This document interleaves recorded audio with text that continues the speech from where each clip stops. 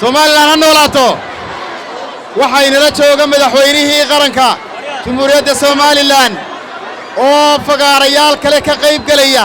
oo isu soo baxyada kulmiye looga dabaaldegayo sidaa daraadeed waxaan idinka codsan lahaa marka hore inaynu aamusno oo la isdhagaysto si ay u maqashaan madaxda halkan taagan hadallada ay idin leeyihiin ma ismaqalaa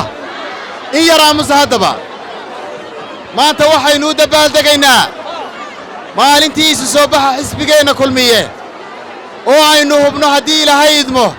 inuu doorashooyinka soo socda ku guulaysan doono walaalayaal ama adeerayaal aynu soo dhaweeyna madaxweynaheena oo goobta inagula sugan aynu aamusnaan ku dhagaysanno